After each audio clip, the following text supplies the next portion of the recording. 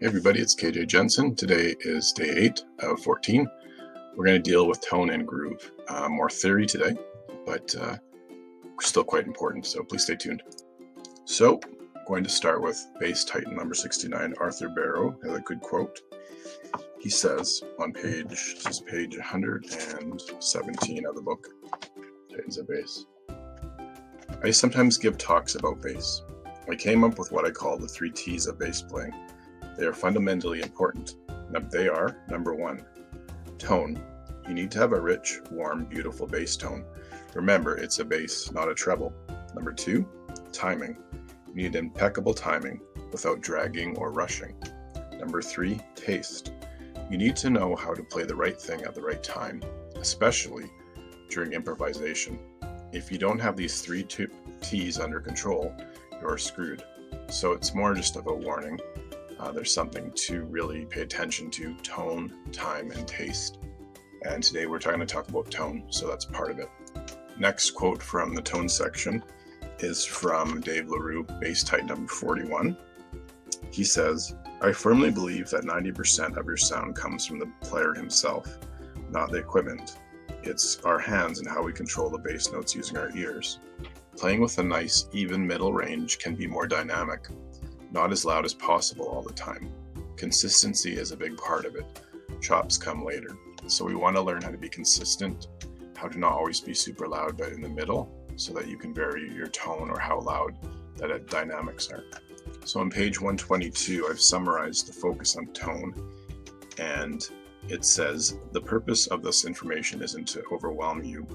It's just helpful advice to remind you that how you play the notes is more important than being the fastest or flashiest player. So we're looking for consistency and building on being a very good mid-range player. So the next focus is groove along with tone. So Victor Wooten, our bass titan number 1, has a lesson called 2 through 10. And he lists the 10 parts of music: notes, rhythm, tone, phrasing, articulation, dynamics, listening, space, technique, and feel. Groove is basically the culmination of all these parts working together. If any of these is too far off, it won't groove. You could have perfect rhythm, good tone, play all the right notes, but if you're too loud, it's not going to groove. The groove is synonymous with the zone in sports. So you can see the 10 different moving parts listed there.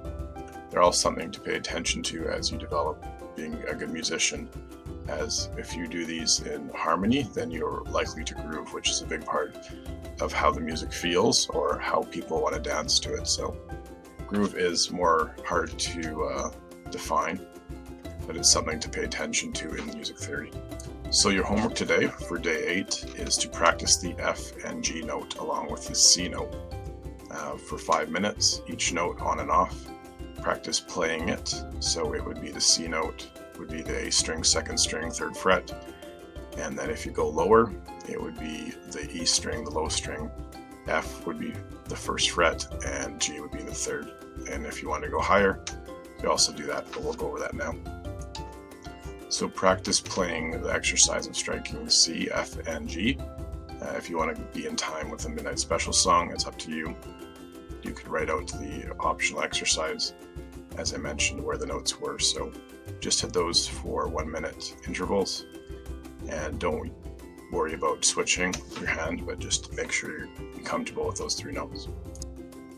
Also, if you want extra credit or you want to do more homework, then just try the notes on the C key that you wrote out, and you can go higher in that one. So you can also try that.